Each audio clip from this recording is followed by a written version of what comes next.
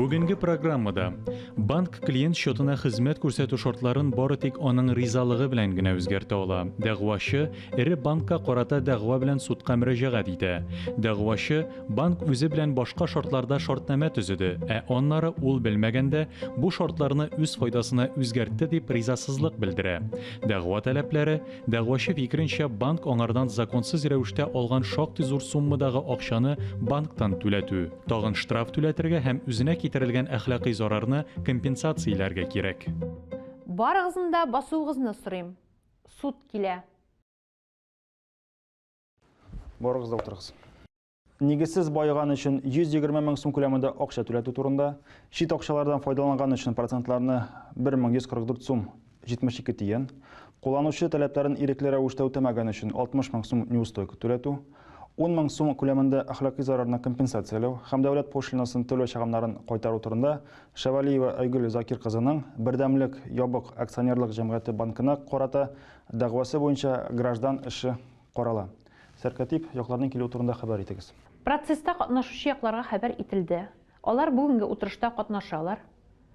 Суд утырышы беркетмәсе аудиоязма чараларын кулланып алып барыла. Рәхмәт, утырыгыз. Айгөл Закир кызы, Асия Марат кызы, эш судья Нуриев Айназ Гыптаров улы тарафыннан, шулай ук суд утырыш секретаре Шакирзянова Гүзәлия Шаризановна, якларның вәкилләре Җалилова Әлфия Рөстәм кызы, Шакирзянова Лилия Җәмил кызы катнашында карала. Күрсәтелгән затлар кире кагылырга мөмкин, я алар үзләренә кире кагарга хокуклы. Сез суд составына ышанасызмы? Кире кагылар юкмы? Кире кагылар юк. Кире кагылар юк. Яклар. Кире кагылар бармы? Юк. Юк. Рәхмәт.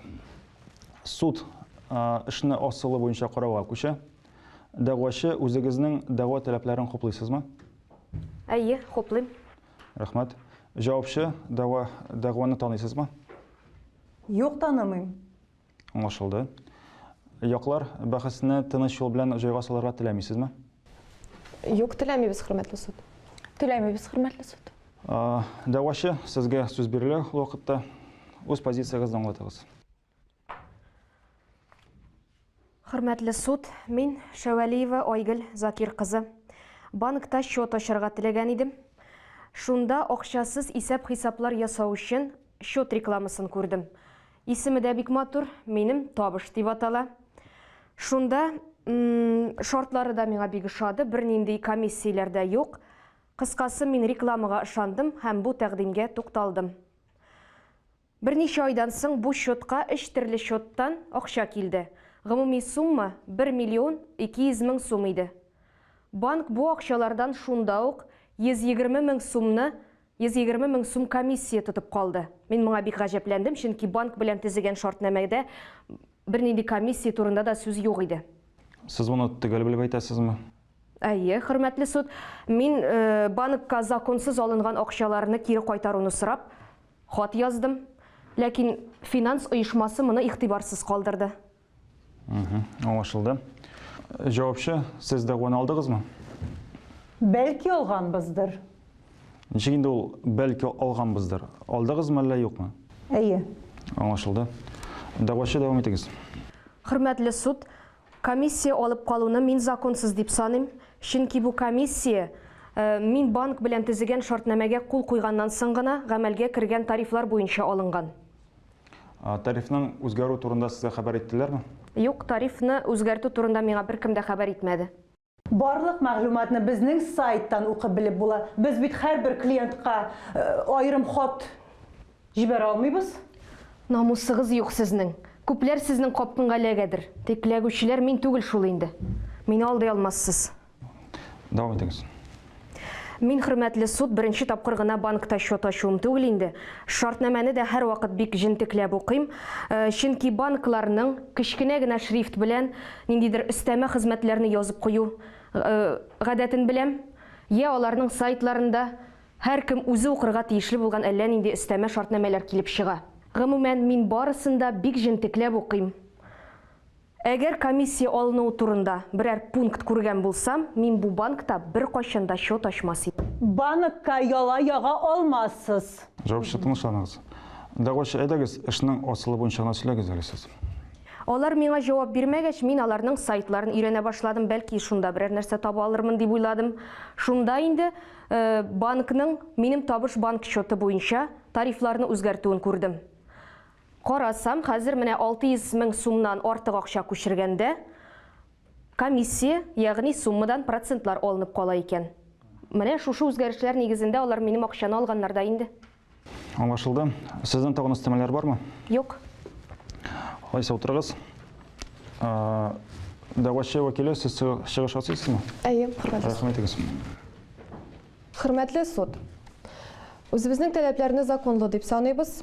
Ышаныч белдерүче физик затның банк счеты шартнамәсен төзеде. Россия Федерация Граждан кодексының 310 статьясы нигезендә йөкләмәләрне үтәүдән бер яклыгына баш тарту һәм аларның шартларын бер яклыгына үзгәртү рөхсәт ителми дип күрсәтелгән. Шулай ук әлеге статьяның 2нче өлешендә йөкләмәне үтәүдән бер яклыгына баш тарту һәм мондый йөкләмәнең шартларын бер яклыгына үзгәртү шартнамәдә эшкуарлык эшчәнлеген гамәлгә ашырмаган якка гына мөмкин булуы күрсәтелгән. Бу хукук шартнамәдә күрсәтелгән. Әйе, банклар һәм банк эшчәнлеге турындагы федераль закон нигезендә банклар һәм аларның клиентлары арасында мөнәсәбәтләр шартнамәләр нигезендә гамәлгә ашырыла. Әлеге законның 29 статьясы нигезендә кертемнәр буенча процент ставкалары һәм операциялар буенча комиссия түләү кредит оешмасы тарафыннан клиентлар белән килешү буенча билгеләнә. Эш материалыннан күренгәнчә, банк минем табыш счеты буенча тарифларны бер яклы үзгәрткән.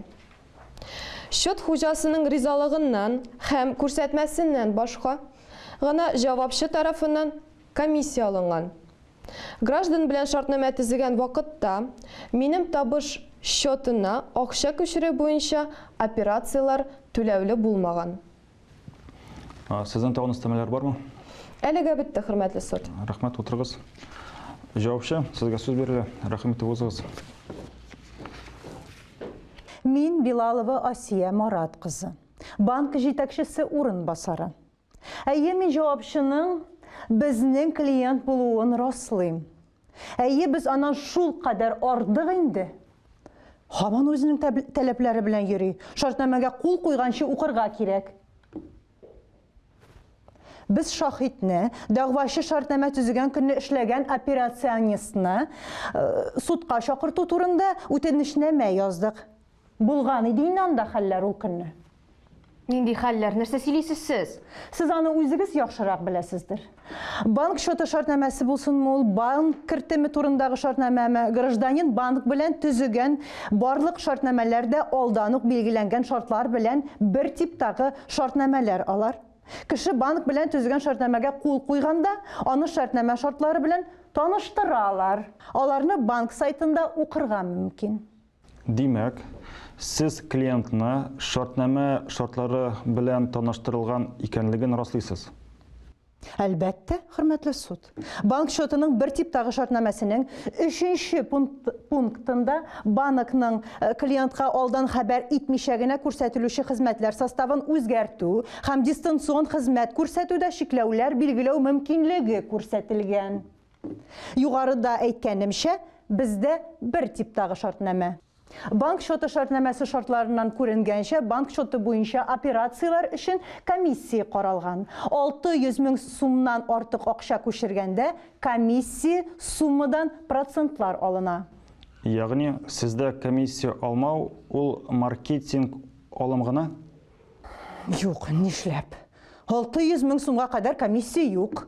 Аннан күбрәк сумма булса түләргә кирәк инде. Хәтта Россия Федерациясы Граждан кодексында да клиент үзенең счетындагы акчалар белән операциялар буенча банк хезмәткәре өчен түли диелә. Бу очракта комиссия банкның шартнамә буенча үз бурычларын үтәү өчен кирәкле стандарт гамәлләре өчен түләү булып тора. Біз бит инде үзебезгә зыян китерә алмыйбыз, хөрмәтле суд. Сезнең позиция аңлашылды. Дәвам итегез.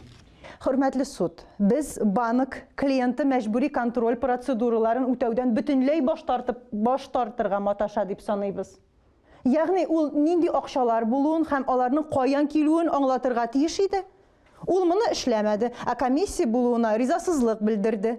Һәм бу нәкъ менә түләүләрне гамәлгә ашыру банк абруена куркыныч тудыра дип уйларга нигез бирә торган шартлар. Шуңа күрә без комиссия алып калырга булдык. Хәтта шартнамада күрсәтелмәгән булса да. Сезнең биттеме? Минем бетте, хөрмәтле суд. Хәзер минем вәкилемне чакыруыгызны сорыйм. Рәхмәт. Утырыгыз. Җаваплы вәкиле, сезгә сүз бирелә. Хөрмәтле суд, без дәгъвачының таләпләрен законсыз дип саныйбыз. Эш материалларыннан күренгәнчә, банк белән Шәвәлиев Айгөл Закир кызы арасында 2020 елның 25 ноябрендә банк шоты шартнамәсе төзелгән. Аның нигезендә банк клиентка счет ачуны һәм исәп касса хезмәте күрсәтүне үз өстенә йөкләмә итеп алган. Ә клиент банк тарифлары нигезендә үз вакытында һәм тулы күләмдә банк хезмәтләре өчен түләргә тиеш булган. Шартнамәнең икенче кушымтасында яклар тарифларны һәм клиентка күрсәтелә торган хезмәтләр исемлеген, шул исәптән счетны алып бару өчен тарифларны килештергәннәр. Банкның гамәлдәге тарифларына бер яклы тәртиптә үзгәрешләр кертү хукукы яклар тарафыннан шартнамәнең 3нче пунктында килештерелгән һәм банк эшчәнлеге турындагы законның 29 статьясындагы 3нче өлешенә каршы килми. Банк тарафыннан клиентка тарифларны үзгәртү турында мәгълүмат бирү бурычы үтәлгән. Бу гамәлдәге тарифларга үзгәрешләр кертү турындагы хәбәрнамәләр белән раслана. Банк сайтында урнаштырылган 2020 елның 5 ноябрендәге хат белән клиентларга исәп касса хезмәте күрсәтү өчен тарифларның үзгәрүе һәм шул исәптән акча күчерү өчен комиссия кертеләчәге турында хәбәр иткән.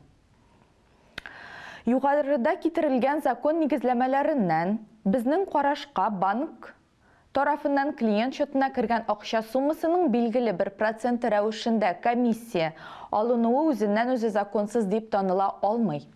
Чөнки мондый комиссия банк операцияләре өчен түләү булып тора. Аны түләү нигезләре, күләме һәм тәртибе банк счеты шартнамәсендә күрсәтелгән. Позициягез аңлаешлы. Дәгъвачы, позицияны аңладыгызмы сез? Әйе, Нәрсә дип әйтә аласыз? күзгә карап алдылар. Аңлашылды. Шартнамәдә күрсәтелгән Шартнамада барса да. күрсәтелгән? Хөрмәтле суд. Бәлки дәгъвачы вәкиле? Сезнең позиция нинди бу чыгыш буенча? Хөрмәтле суд, без каршы киләбез. Кулланучылар хукуклары яклау турындагы федераль законның 16 статьясы нигезендә кулланучылар хукукларын яклау өлкәсендә Россия Федерациясе законнарында һәм башка хукукый актларында билгеләнгән кагыйдәләр белән чагыштырганда кулланучы хукукын киметә торган шартнамә шартлары гамәлгә яраксыз дип санала. Аңлашылды. Хөрмәтле суд, банк счеты шартнамәсендә счетка акча күчкән өчен комиссия билгеләү кулланучылар хукукларын яклау турында законның шартларын боза дип саный алмыйбыз, чөнки кулланучыга бу хакта хәбәр ителгән иде. Хөрмәтле суд, банклар һәм банк эшчәнлеге турындагы федераль законның 29 статьясы нигезендә банкка шартнамәнең акча салучының хәлен яхшыртучы шартлары гына бер яклы тәртиптә үзгәртү хукукы бирелгән. Һәм акча салучының хәлен начарайтуга китерергә мөмкин булган шартнамә шартларын үзгәртү тыелган. Утырыгыз. Сезнең биттеме? Әйе, минем әлегә бетте. Безнең шахид бар, хөрмәтле суд. Аны трибуна артына чакыруыгызны сорыйбыз. Аңлашылды. Утырыгыз. Шахид, монда трибуна артына узыгыз. Үзегез белән таныштырыгыз. Исәнмесез, мин Мубаракшина Аида Марсель кызы. Сезгә хукукларыгызны һәм бурычларыгызны аңлатам. Сез дөрес күрсәтмәләр бирергә тиеш. Законда каралган очракларда сез күрсәтмәләр бирүдән баш тартырга хукуклы. Сезгә аңлашылдымы? Әйе, аңлашыла. Сізне шулай ук белә торып ялган күрсәтмә биргән өчен һәм күрсәтмәләрдән бирүдән баш тарткан өчен җинаять җаваплылыгы турында кисәтәм. Сезгә җаваплылык турында аңлатма бирүне раслауда кул куюгызны сорыйм. Сәркәтип янына узыгыз.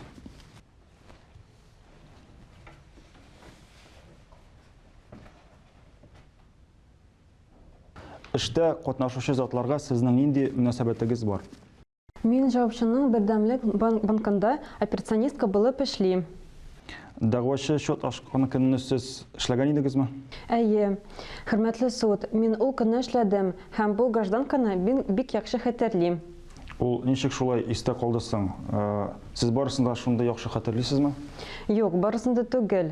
Әмма ул аеруча шатланган, канатланган иде. Ул миңа әйткәне, аңа бик күп акча килергә тиеше. Шуңа күрә счетны тиз генә ачтырды.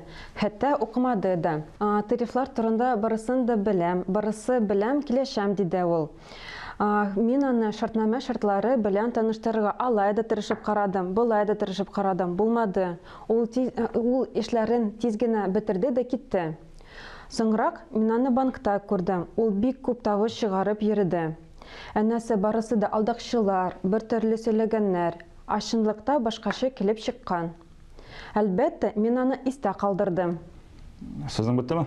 Әйе, минем бетте. Рәхмәт, утырыгыз. Тагын дәлилләр булмаса, эшне асылы буенча карау тамамланды дип игълан итәм. Судта фикер алышуга күчә. Дәгъвачы вәкиле. Таләпләрне хуплыйбыз, хөрмәтле суд. Аңлашылды. Җавапчы вәкиле. Таләпләрне канәгатьләндерүгә каршы киләбез. Аңлашылды. Суд эш материалларын тикшерде. Карар кабул итү өчен киңәшмә бүлмәсенә китә.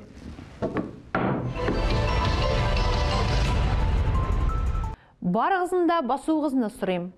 Суд килә. Россия Федерациясе исеме белән карар игълан ителә.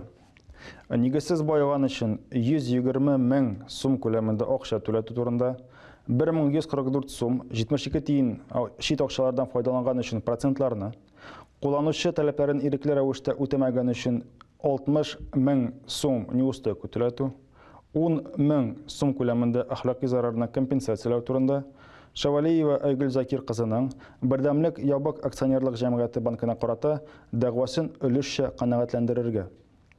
Бердәмлек ябык акционерлык җәмгыяте банкыннан Шавалиева Айгөл Закир кызы файдасына нигезсез байыган өчен 120 мең сум күләмендә акча, кулланучы таләпләрен ирекле рәвештә үтәмәгән өчен 60 мең сум неустойка, әхлакый зарарны компенсацияләү өчен 1 мең сум күләмендә акча түләттерергә.